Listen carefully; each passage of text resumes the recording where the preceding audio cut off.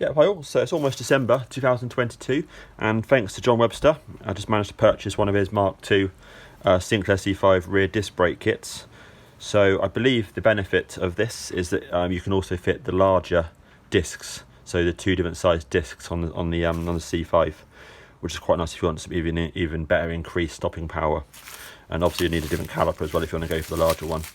So look at what we've got here. So thank you, John, for this. Got a nice disc, which is excellent. Looks good.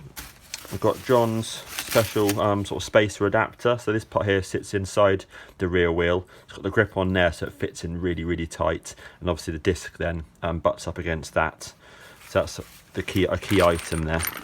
You've got nuts and bolts here. So you've got the smaller ones here to hold the disc through this and then onto the wheel. And then you've got the two larger ones there, which basically bolt the bracket onto the existing hub unit. So that's good. Not opened this yet, obviously, so have a quick look at this. So we've got his excellent bracket. I mean, laser cut, absolutely beautiful, that is. So that's it there. And yeah, got the new caliper unit on there as well, so that's good. So what I will do is I'll do a comparison as well versus the original Mark 1, because I've got the Mark 1 unit on a couple of my C5s here, so this will be the first time I fitted the Mark 2, which basically is a brand new design onto my C5s. So yeah, looking really nice, and that is beautiful, that is. Right, okay, let me crack on. Right then, yeah, so the C5s. So got the C5 that it's going to go on, is that one there, and this is my main C5 here, which has got the Mark 1 unit on, so I thought I'd just have a quick look in there, quick comparison to these two. So if you can sort of see that the caliper uses a different caliper basically. This one here is obviously much flatter. This one is much more an angle for that one there. Obviously a different shape bracket on the left and on the right as well. So yes, basically obviously it does the same job, but just a different shape, and obviously uses the different caliper. Cool. Okay, right, and so C5 that it's going to go on, this one here. So this one here I haven't used for a couple of years, because I've been using, say, the main one, but I wanted to get back to using this one as well, because this one here is quite an early model. So you see here, you've got a November 84, so this is basically mega early. So this one here is number 635, so the 635th Sinclair C5 off the production line. So really early, so I thought I'd fit this to it to improve the braking on it. Right, cool. Let me crack on and get that wheel off, and yeah, start the fitting process for that. Right, so the next job is to prop up the C5, remove the rear wheel. To do that, you'll need a 70mm socket for this one, and you'll need something like this, which is the correct Sinclair C5 spanner, or a bicycle spanner bent, in order to be able to hold the inner one here whilst you loosen off the outer one. So the idea is you fit this over the inner one here, and then you can obviously crank on the 70mm and undo it. And the reason also you need a spanner, this one here ideally, or a bike one, is that when you come to refit it all, you can obviously tighten up this to have the correct amount of play in the bearing, so a tiny bit of play, then hold it in place with this whilst you then use your 70mm socket to tighten up this one, and then this then sort of pulls out and slides over this. So that's the reason why you need that. So once you've got the rear wheel off, keep it off to one side, don't lose the bearings. You can clean them and grease them later. Get access to this, which is the old brake shoes. The reason I love the disc brake kit, front and rear, is clearly the better braking. So it's much lighter on the lever, so much lighter. You don't get the snappy brakes which you tend to get on most Sinclair C5s. These ones here tend to be pretty snappy, you know, like kind of on or off. That kind of feel, generally speaking, on most C5s. I would say the disc brake kit is just modern braking. It looks good, and of course you can either leave the hubcap off or leave the hubcap on, and no one would know you've got improved braking behind it. And obviously safety. I mean, most people, unless you want to keep it bog standard, would want improved braking, shorter stopping distance, all that sort of stuff.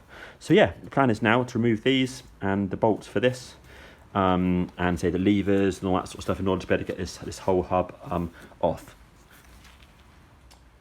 Nice and easy. So yeah, once you've removed, say, that those brake bits there, this then just literally just slides back over this on here. So you've got the smaller bolt hole here, larger one here, and then get your bracket. Basically, once you then bolted this down, which obviously I haven't bolted it down yet, that then slides over the top like that and then sits beautifully on the edge of there, and then that's in place. So yeah, really nice. And then you can put the bolts obviously through there, through those 2 holes there, and then secure that in place. So yep, I'll do it now. Cool.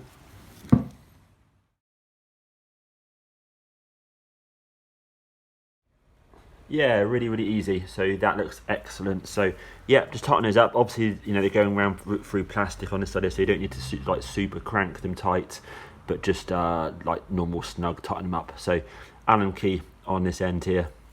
I think it's 4 or 5 mil, not much, and then a 10 and a 13 mil span on the other side. So yeah, that's in place, and obviously tightened up the 2 nuts and bolts here at the bottom, and that's good to go. So next up is to I'll bag up these parts here in here, and then crack on with the wheel. Yeah, so next up you need to remove the old brake drum. So not that difficult. The little trick for this is a few bits of wood under this side, a few bits of wood, whatever, under this side here, and then basically get it in the middle like that. And then all you need to do is do something like this, and then you just put it through, and then you just basically hammer down on this, hammer down on this, hammer down this. You get the idea, every sort of 2, that kind of thing. They keep hammering down like that. You can always spray a little bit of lubricant, you know, like I sprayed a little bit of silicone spray onto the plastic pieces here just to help them slide off. But basically, if you just do that all the way around, obviously nice and evenly, so you don't damage anything. You should not damage anything. I've never damaged anything at all. And then yeah, keep hitting it, and obviously once it gets to the edge, boom, it just basically pops off. So that's now off there, and that's what we need. So that is where that then slides into there, and then we can start to put the disc on.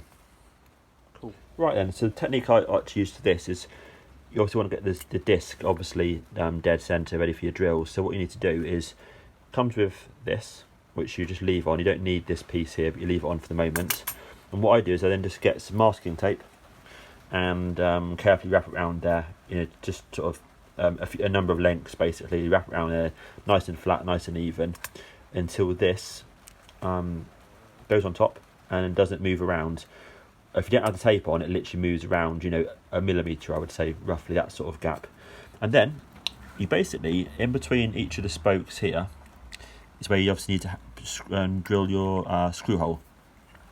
So obviously you can't drill it there in line with the spoke, or there in line with the spoke, obviously. I'm just saying this to make it really obvious. It has to be right in the middle. And you'll see here that each one is then in the middle of the spokes. So yes, that's what I'm going to do next. So what I'll do now is, now I know it's all good, I'm now going to remove these 2 here, and then I can then run my drill piece through, and then bolt it, and then basically bolt it in loosely, and then I can then remove these, and then drill these through and then bolt them in as well. Right, so really easy. So literally once you remove those, you line it up again in the middle of the spokes like that, and then you just get your thin drill piece, poke it through, straight down, nice and straight, nice, drill your pilot hole, boom boom, happy days. Then remove it, then get your larger piece here, which obviously is the same size as these, probably a 5 mil, and then you run it through there, and then you've got your holes there we go, like dead center basically, or you know, thereabouts, but basically dead center. So that's looking really good. So yeah, so now I'm going to remove the bracket, and then I can then I can then bolt the disc down, and then I can then run the 4 pilot holes through that. And to be honest, actually, I'd probably even run the large piece through as well at the same time, I expect. Cool. Nice and easy. Yep. So just run, drill it through, nice and straight. Happy days, really easy. John's actually put for this one here these star bits or Torx bits. This is T20. Yeah, T20 piece on there. So yeah, now that's done, I can now remove these again to neaten up the holes on the back, make sure the holes are all good, get all the crap, that's good. And then remember, these discs normally they're directional, so there might be an arrow on the disc. So what I'll do now is I'm going to double check, position it, you know, the right way round, obviously for drive, and then I can then knock the spacer in, or the bracket or adapter, whatever you want to call it, and then bolt the disc down. Actually, I just remembered there's one more thing as well, Dremel. So before the sort of spacer adapter ring goes in, you need to get rid of that.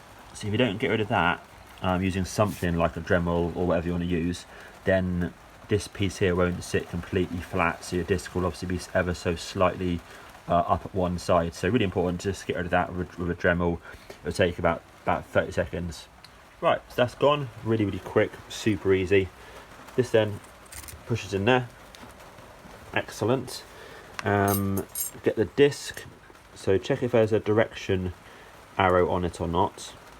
So there isn't, but okay, the reason there'll be then is because you've got recesses on here as well. So we definitely have to position it that way so that these then sit and flush inside there. So let me put that on there, let me bolt it down, and I'll just double check that that's all correct. So that went on nice and easy. So yeah, just tighten the baby up. No need to over crank it, because it's got one on the plastic wheel. Just tighten them all up evenly. Use a torque wrench if you want to as well. The discs actually aren't directional because there's no arrow on these discs, I checked, and they work in any direction, so that's happy days. Obviously you clean them before you start to use it. Clean this the edge of the discs off with like brake cleaner or possibly white spirit or petrol or something on those lines, just to get rid of any sort of any residue, and there should be residue on these, I expect from the manufacturers, so just do that. But yeah, that went on really easy. So now I'm going to clean up the bearings, push the bearing cups in on this side here, and obviously the other side goes in via the hubcap, and clean up the bearings, put this one here and put a bit of grease on it, make sure the shaft on the axle is clean, and then start to install it. Right then, as you see, it's on. So tip of the day for this one is to not put the hubcap on straight away.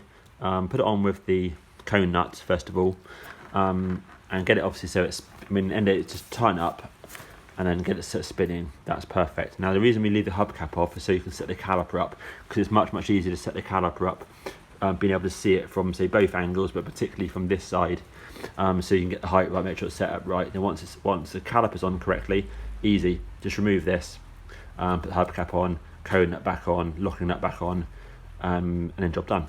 So yeah, set it up from this side. Now the good benefit of this particular Mark II is you haven't got to change the brake cable. So the brake cable's here, obviously goes underneath it at the moment. It can go along the top in a second, up to the caliper, which starts from this side here.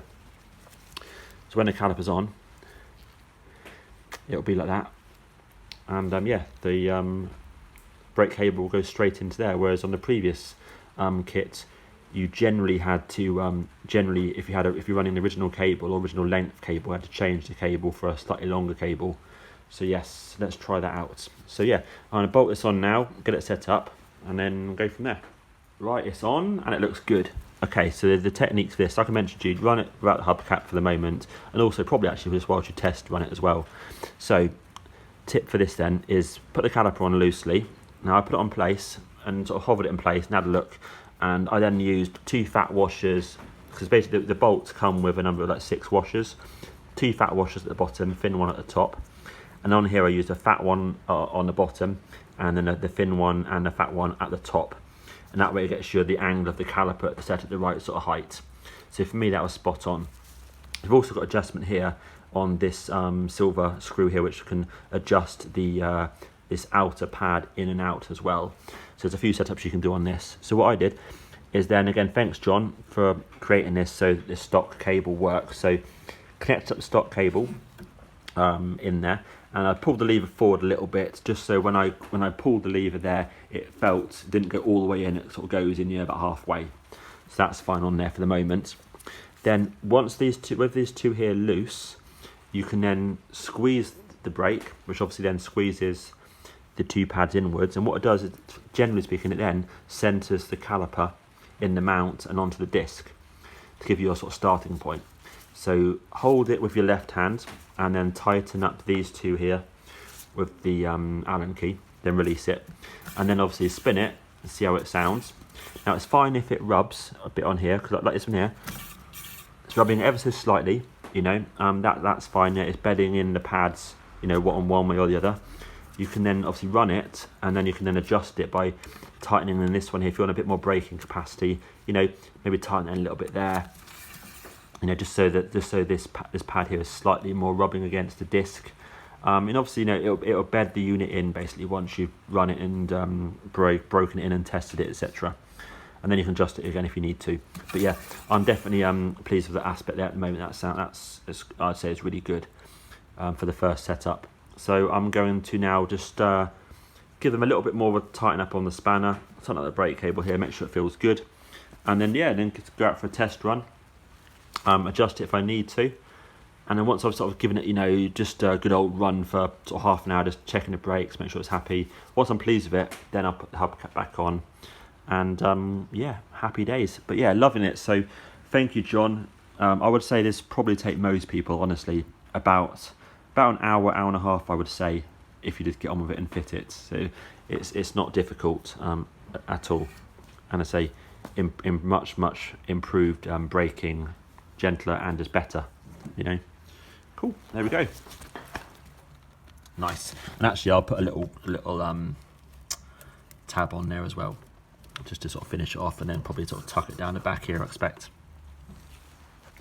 Yeah, and so these are available from, say, John Webster from the Sinclair C5 Owners Forum. Cool, cheers.